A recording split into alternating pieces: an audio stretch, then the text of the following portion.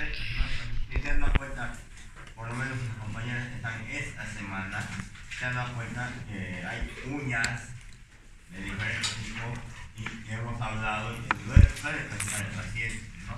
Y muchas veces ni la dermatóloga lo explica. Entonces, en general, hay que revisar por eso completamente al paciente y tomar en cuenta todos los aspectos tecnológicos y las causas y buscar el motivo o la etiología de estas enfermedades, ¿no? Ahora vamos a continuar y directamente voy a pasar muy rápidamente con esta teoría, porque ustedes tendrían que haber leído, ¿no? Tendrían que haber leído y aprendido y dar la clase y guiarles, porque esa clase es más didáctica, no es más movido, es más práctico y todo eso. Por eso no voy a meterle demasiado la teoría, porque la teoría es para que ustedes lo vean, ¿no? Sí, aspectos fundamentales a ver si se va a conocer, pero lo demás es teoría que ustedes tienen que saber. Vamos a empezar con el índice de masa corporal, un parámetro para medir el estado nutricional del paciente, donde se toma en cuenta lo que es el peso y donde se toma en cuenta lo que es la talla, ¿no? Si vamos a hablar un poquito del peso, ¿no? Muchas veces nacemos con un determinado peso, ¿no? Mientras vamos creciendo, desarrollándonos en el vientre materno, tenemos un determinado peso, pero también podemos nacer con un peso bajo, ¿no? Al nacer, como se dice, y un peso elevado, por ejemplo, arriba de 4.000 gramos o 4 kilogramos, ya podemos hablar de un paciente donde la mamá ha tenido una probable diabetes gestacional. A veces cuando nacen más grandes, más gorditos, pensamos que es un niño bien desarrollado, que ha nacido bien y demás, pero no. Muchas veces suele ser solamente una diabetes gestacional que la madre ha tenido, pero no, tampoco es tan normal que nazca demasiado desarrollado o con un índice, vamos a decir, con un peso haya aumentado, ¿no? Entonces tenemos parámetros ya desde el nacimiento para determinar si estamos con un peso adecuado y una talla adecuada. Hay algunas fórmulas, muchos de ustedes pueden obtener así simple detalle, así por observación. Por ejemplo, esta fórmula de tenerlo ya dice, ¿no? Tu peso radial para calcular el peso del paciente, la fórmula debería ser talla en centímetros menos 100. Si ustedes pesan, tienen una medida, una talla de 160, el peso ideal debería ser 60. ¿No? Le quitan 100 y ese debería ser su peso ideal. Puede variar, tiene variables, desviaciones estándar y demás, sí, pero más o menos te dan unos parámetros así rápidos, groseros, de cuánto debería estar pesando. Esa es una forma, ¿no? Después hay tablas y demás que vamos a ver ahorita, pero esa es una forma. Entonces se dan cuenta que ya empezamos con tablas, fórmulas para ver lo que es el estado nutricional del paciente. El control del peso corporal, si bien no parecería estar determinado por el cerebro, ¿no? Ejercido controlado, vamos a decir, por el tema del cerebro. Y esa masa con ese tejido graso es controlado mediante tres factores importantes, ¿no? O tres sistemas. La ingesta energética, así como el tema del agua, nosotros ingerimos una determinada cantidad de carbohidratos, proteínas, grasas, y tenemos que determinar cuánto de grasa tenemos que ingerir por día. Lo mismo pasa en los pacientes que están internados. Si están sin comer ya más de 5 o 3 días, tenemos que pensar en una nutrición parenteral total o parcial, y ahí tengo que medir, ¿no? Cuánto pesa el paciente, cuánto de líquidos, grasas le corresponde, porque tengo que darle también eso. Entonces, esa ingesta también está determinada por el sistema nervioso, ya vamos a ver enseguida. La termogénesis es el control de la temperatura, ¿no? Muchas veces usamos como energía lo que es el tejido graso para generar lo que es temperatura, pero también como un aislante para proteger y mantener una cierta temperatura en nuestro cuerpo, ¿no? Termogénesis, estamos generando lo que es calor, ¿no? Entonces estamos tratando de producir calor gracias a la grasa de ese paciente, ¿no? Y también eso se da indirectamente por el control directamente por el control del cerebro. Y el control de la disposición Cuando hablamos de eso, tenemos en nuestros cuerpos de reserva. No es que toda la grasa lo vamos a consumir en un momento, ¿no? Eso también se convierte en una reserva de energía, ¿no? Y a veces necesitamos mucha energía y no hacemos uso del tejido adiposo o del tejido graso, ¿no? Entonces, todos estos sistemas están controlados por el cerebro a través del hipotálamo, obviamente. Entonces, a nivel hormonal igual se controla. Entonces, tenemos un control específico del cerebro para el tema del peso corporal. Y muchas veces pensamos que no solamente porque yo estoy alimentándome mucho, poco y demás. Y a veces tiene que ver también el tema de otros aspectos. Así como les había dicho, la masa grasa corporal y demás, tiene que haber un balance, ¿no? Un equilibrio entre lo que ingresamos en kilocalorías y lo que sale en kilocalorías, ¿no? No es posible que nosotros estemos alimentándonos, comiendo demasiadas kilocalorías y no hagamos nada, seamos sedentarios, entonces no estamos consumiendo lo que hemos ingresado. Y muchas veces eso se va depositando de una mala manera. Si bien a futuro puede ser usado como energía, pero si no lo usamos nunca, ya se convierte en un factor de riesgo y tendemos a tener obesidad. Cuando nosotros usamos el tema de las grasitas, tenemos diferentes formas de metabolizar y hacer el uso de ese tejido graso, así como la glucosa, así como los carbohidratos y demás. Ese tejido graso o ese líquido podemos usarlo y tenemos hormonas que van a ir a generar una acción a nivel de este tejido graso, la insulina, por ejemplo. No solo se trata de la glucosa, sino si ustedes ven la fisiología, también tiene que ver muchos aspectos como los carbohidratos, el tema de las grasas y demás. El sistema nervioso autónomo, ¿no? Y eso va a controlar toda la parte hormonal que va a producir que lo que se mueva lo que es el tejido graso y se metabolice y se use como energía. Tenemos los glucocorticoides, ¿no?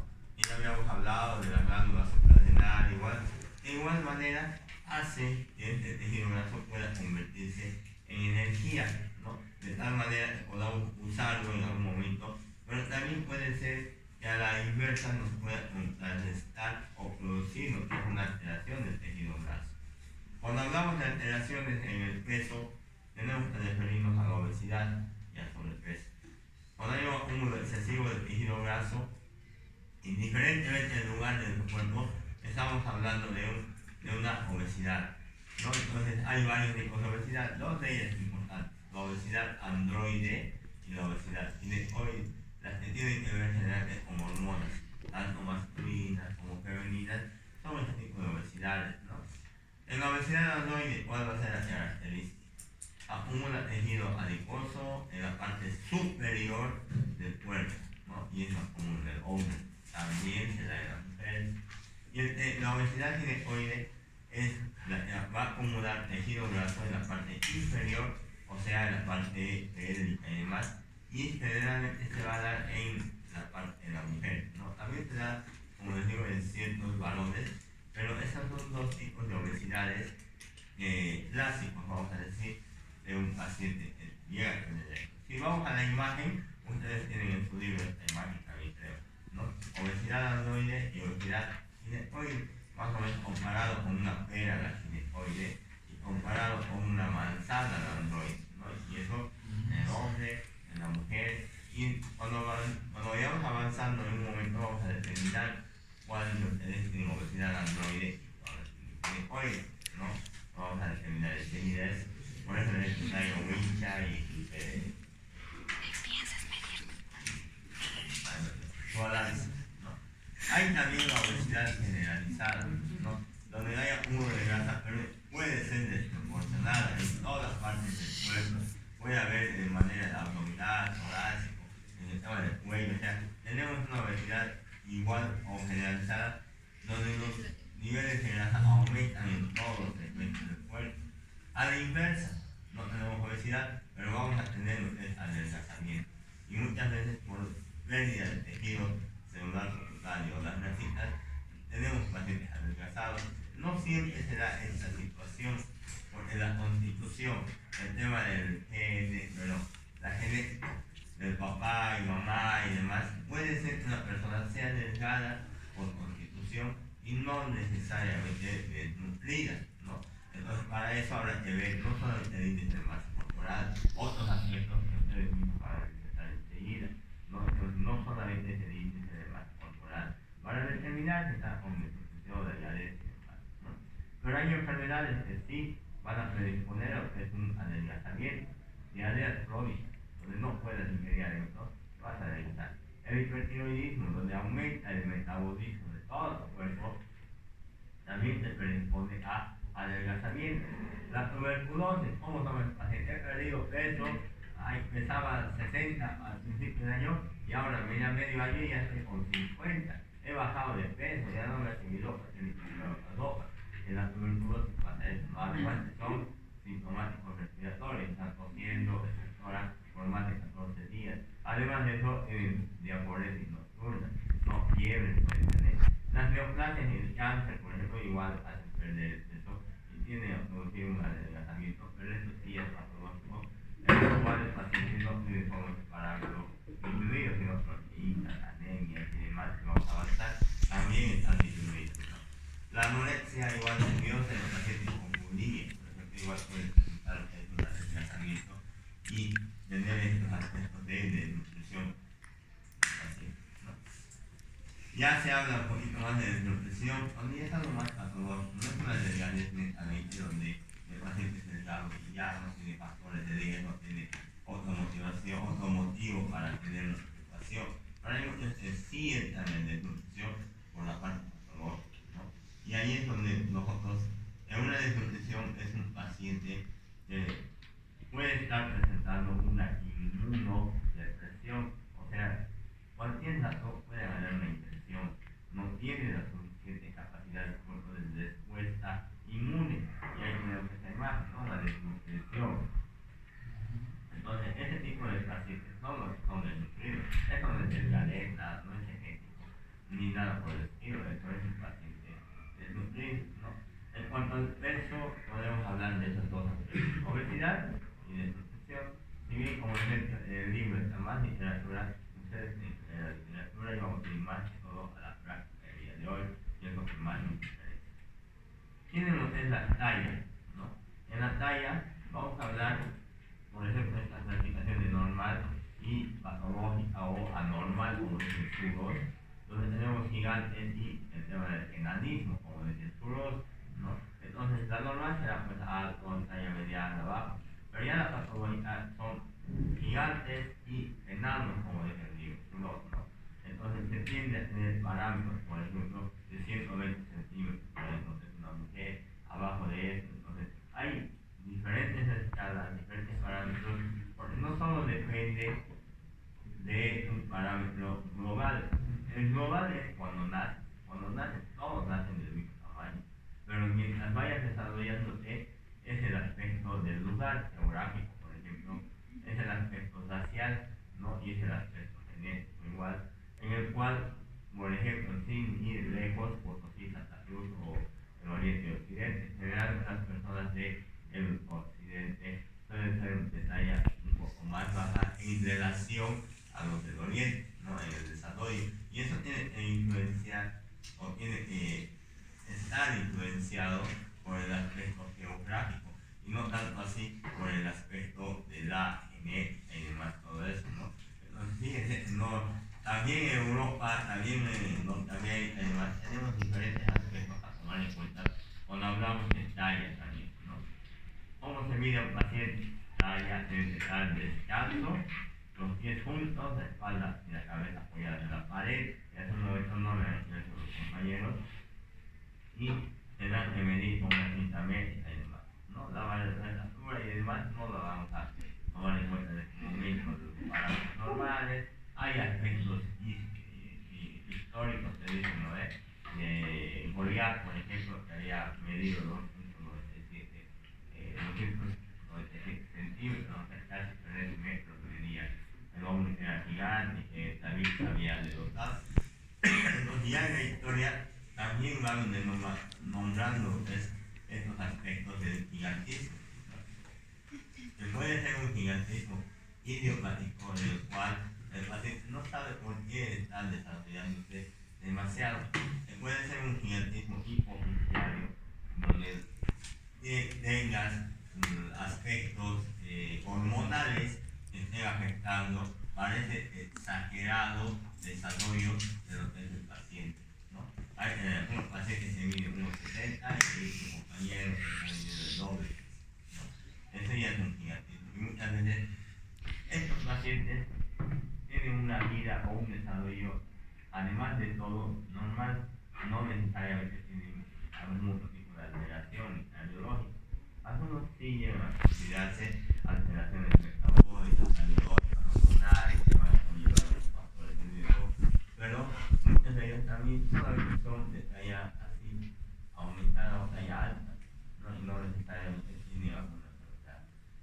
Lo mismo al otro lado, el tema del enanismo, podríamos decir, que puede ser racial o esencial y son pacientes que sí van a ser pequeños, por el tema de que es algo más genético, vamos a decir, y no necesariamente tiene que crecer. Si sus papás, sus abuelos medían unos 50, ¿por qué un muchacho tiene que medir 2,5, 2 metros y demás? Entonces, tiene que ver mucho el aspecto racial y esencial. Tenemos el enanismo hipoficiario, donde tenemos hormonas que están deficientes, y ahí tenemos que hablar también hormona del crecimiento, ¿no? En el cual también vas a tener un déficit de lo que es ese tipo de hormonas que van a conllevar a que el paciente no crezca, ¿no? Tenemos el enanismo hipotiroideo, ¿no? La cabeza de los ojos son grandes, los huesos son cortos, pero actualmente el hipotiroidismo ya se puede detectar. En todo lado se hace pesquisa de hipotiroidismo congénito, o sea que los recién nacidos les dan al talón un pitiacito, sacan la sangre y mandan a analizar esa sangre en cuanto a las hormonas tiroideas, de 3, de 4 y SH, ¿no? Entonces mandan a analizar para ver si el paciente está con un hipotiroidismo congénito, porque a la larga, si está con un hipotiroidismo, puede llegar a tener un enanismo hipotiroideo, y no solo eso, puede llegar a no desarrollar adecuadamente la actividad o el aspecto psicomotriz que normalmente desarrolla el paciente, ¿no? Dentro del embarazo, o sea, cuando está dentro del vientre de la madre tiene hormonas tiroideas y esto le va pasando al bebé. Pero ya fuera, puede ser que el bebé no tenga esa capacidad de desarrollar o sintetizar hormonas tiroideas y puede desarrollar lo que es el hipotiroidismo. O sea, por eso durante el embarazo crece normal, pero después van desarrollándose de manera inadecuada ese tipo de pacientes, ¿no? Para eso tenemos esa curva de crecimiento, ¿no? De la talla. Esta es una normativa a nivel internacional, donde, por ejemplo, ¿qué ha pasado? Vamos a ver un ejemplo importante. Se ha conseguido 1 millón de niños, ¿no? A 1 millón de niños se ha medido lo que es póngale la talla, o es el talla, ¿sí? La talla. Entonces, los niños que se han medido la talla han nacido por eso del nacimiento, entre 48 y 52 centímetros debe ser eso normal, ¿no? Han nacido entre 48 y 52 centímetros. Entonces, al nacer de ese aspecto entre 48 y 52 centímetros, se ha controlado que la mayoría de los niños nace así, y ese debería ser el parámetro guía para todos los niños. Los que están afuera de estas dos líneas, que son de crecimiento y demás, se considera como algo patológico. O sea, si aparece por ahí, por ejemplo, es algo patológico. Si aparece por ahí, es algo patológico. Están fuera de la desviación estándar, ¿no? O sea, fuera de los parámetros que la OMS le da para que un niño deba crecer. Tú vas el primer día, talla 50 centímetros. Vas el segundo día, talla 52. Perdón, el segundo mes. Vas el tercer mes, talla 56. Y así tienes que ir subiendo dentro de esas dos líneas. No tienes que pasar, puede ser así, pero estás dentro de las dos líneas, ¿no?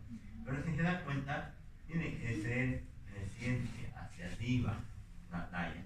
No lo puedes hacer en forma horizontal, porque eso ya quiere decir que el niño está dejando de crecer. Y por ejemplo, aquí algo ha pasado, ahí algo ha pasado. Si bien está dentro de lo normal, puede ser que siga siendo así, y fíjense, ya se sale de la curva de crecimiento, ¿no? Entonces, si ya no están en esas dos líneas que hemos pintado amarillas, quiere decir que ya está yendo hacia la talla baja, ¿no? Tendría que estar entre estas dos líneas, ahí.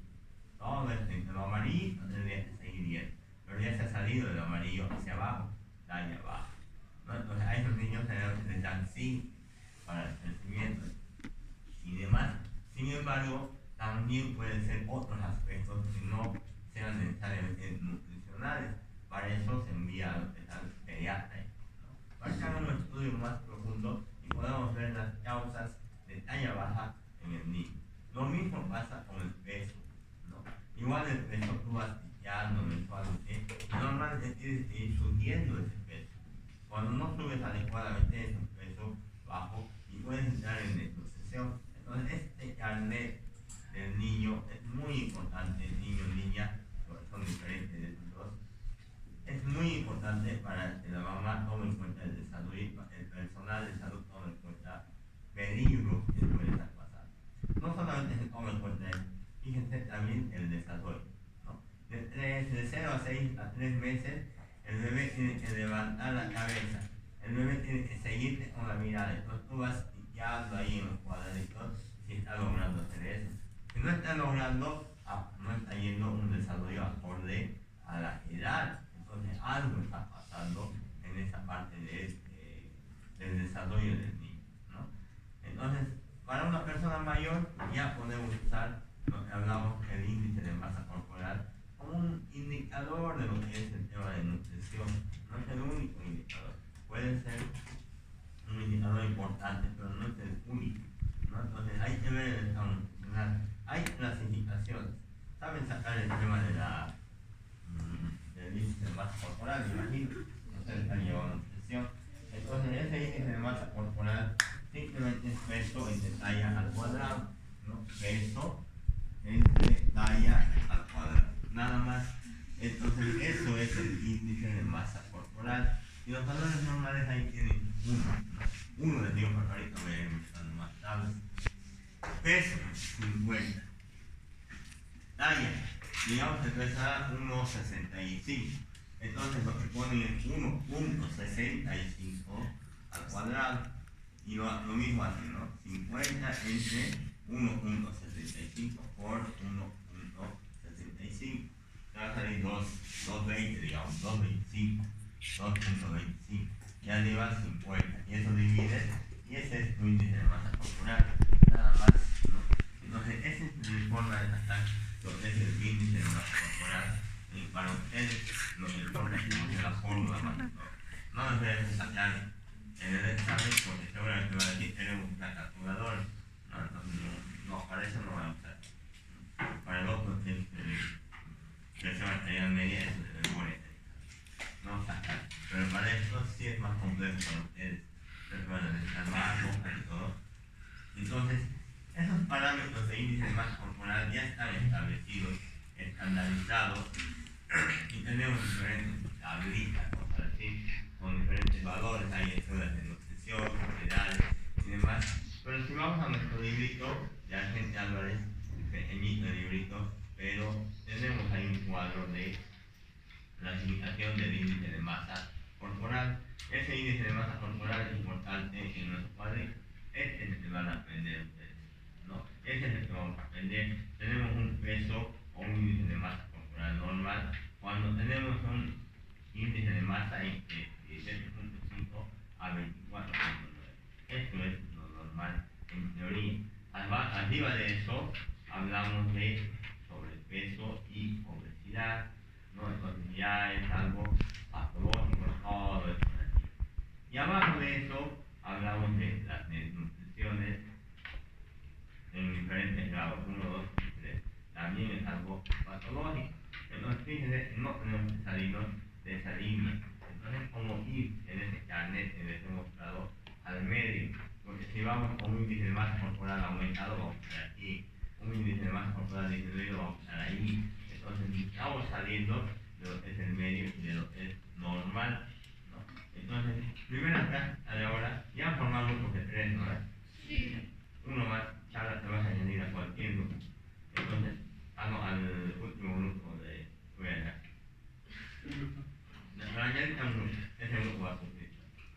Entonces, tenemos lo que es esta clasificación. La primera práctica para ustedes es, tienen su cinta, pónganlas en las paredes, en unas 3 o 4 esquinas, se van a tallar y se van a pesar. Nos han traído balanza, me aviso para que no me escuchar. No dejen taller, traigan balanza. Entonces, si no hay balanza, hay una balanza. Y se van a pesar. Como Las parejas, esto es en parejas, háganse en parejas porque es más fácil. No todos, no se pueden tallar todos, no se pueden medir o pesar todos. Y el índice de masa corporal de la compañera para ver si está bien. En el otro grupo se han equivocado, no se pueden fallar adecuadamente medir. Doctor, me sale obesidad, obesidad y obesidad. Y estaba mal la fórmula, estaban multiplicando como el tema del peso, pero la talla y demás. Entonces, o estábamos multiplicando por 2, pero o algo así. Entonces, no me di cuenta de eso. Y en el grupo de 3, o mejor hagan el grupo de 3, ¿no? Y la persona que no sepa hacer, el grupo se atrasa. Ya, entonces, por eso consigo un grupo de 3, sí, sepa sacar el índice de masa corporal. Yo voy a preguntar a uno, si no sabe, todo el grupo